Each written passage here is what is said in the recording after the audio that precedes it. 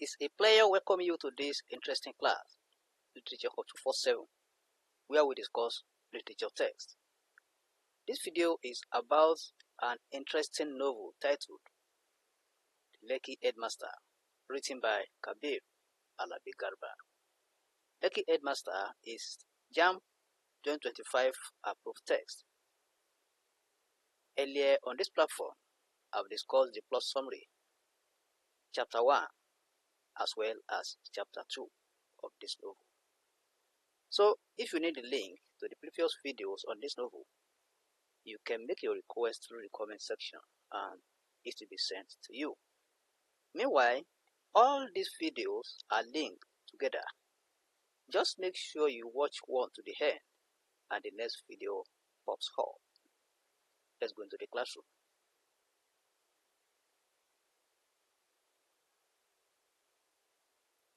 The Lekki Headmaster, Chapter 3. This chapter is titled Migration Tales. In the last chapter, the headmaster, that is Mr. Adewale Beppo, has decided to travel out of the country. So let's see what happens in this chapter. But before we go into the details of the chapter, I'm able to identify some likely JAMB questions in this chapter, about 30 questions. So let's first go through the questions, and by the time we are discussing the real event in the chapter, we will get the answers to these questions. Question 1. What does Beppo resolve to do after his decision to relocate? 2. What is the mode of payment in Nigeria? 3. What are the benefits of hourly remuneration? 4. What does Beppo think is one of the contributing factors to the growth of the developed countries? 5. What is the payment range of an employee in the US? 6. What is the current dollar to naira rate? 7. How much does a maintenance worker earn in the US? 8. How much does a barber charge per head? 9.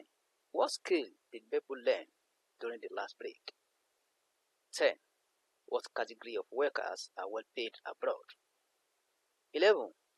What number of doctors migrate from Nigeria every year according to Lekki Headmaster? 12. What are the benefits of education visa? 13.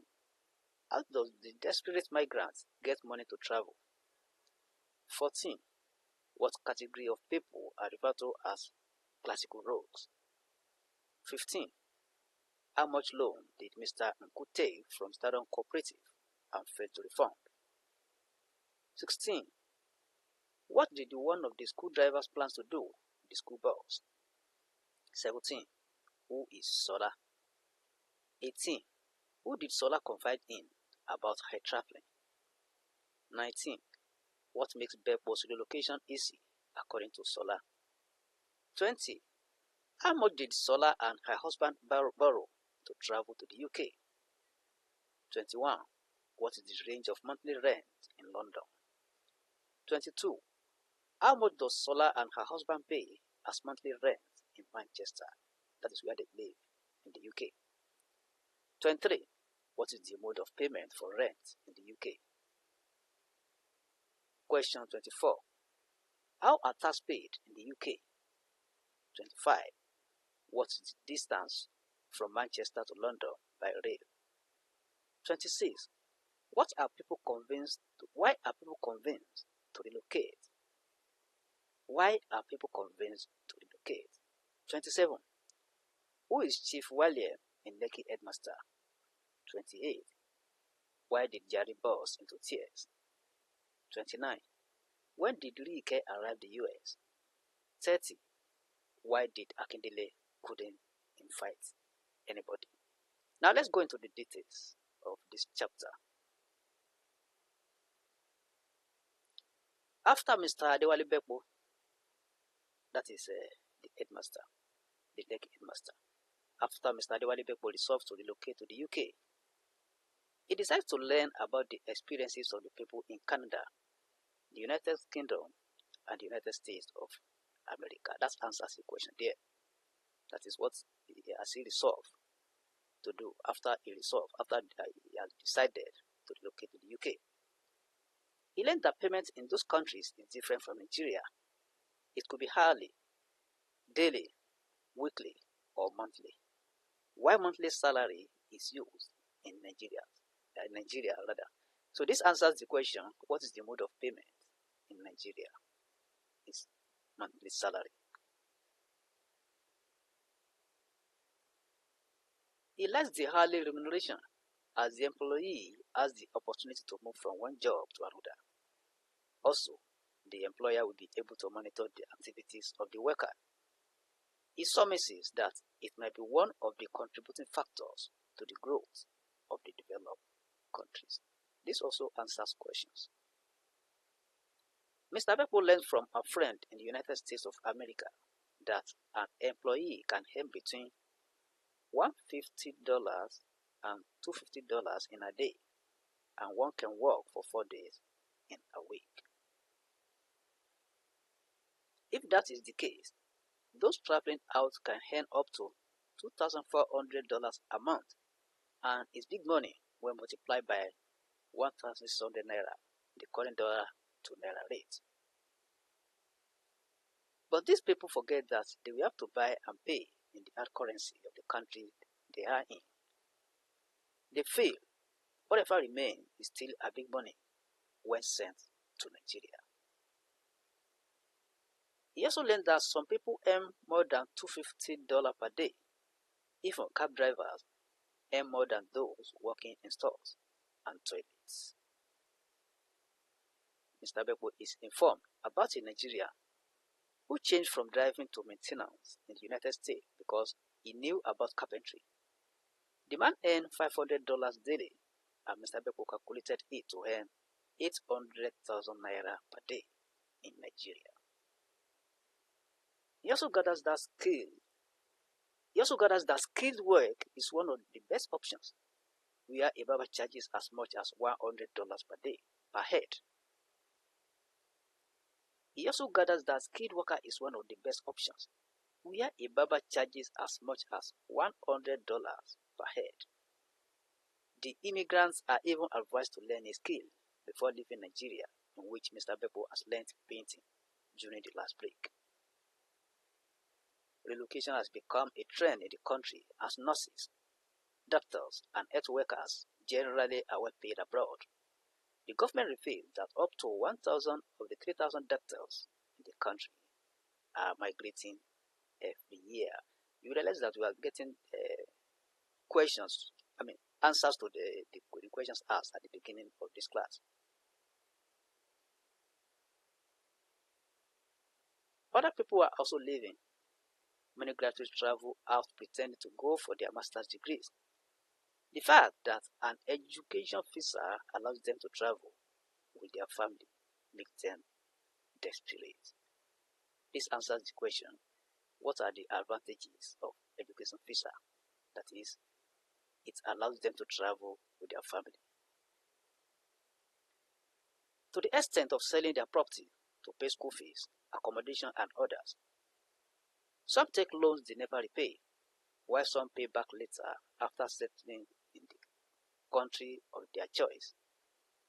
There are some classical rogues who never bother to look back. So this also answers the question, who are the people referred to as classical rogues? Those are the people who never bother to look back. Mr. Bekpo experienced some of these cruel practices at stardom. Mr. Anku took a 2 million loan from the school's cooperative and left the country 2 days later. That is 2 million naira. One of the school drivers confessed to the police that he wanted to steal the school bus and sell it to send his son to school abroad. Mr. Bekpo appreciates Sola, a former home economics teacher at Stardom, who relocated to the UK about 6 months ago for tutoring him about life in the UK. Sola pretended to be on sick leave when she traveled with her husband. She called Mr. Beppo on the second day of their arrival and confided in him because they were close. Mr. Beppo had saved her from being sacked by the school management for setting up a crèche within the school premises. Sola explains to Mr. Beppo on the phone that it's very easy for him to relocate to the UK since his wife is already there working as a nurse. He adds that nurses and other health workers are well paid, hence he will not have to work to pay his wife's school fees as many husbands do. She cites her own example that she works while her husband undergoes his master's degree. She says that, like her husband, he will work at his convenience if his wife cooperates with him.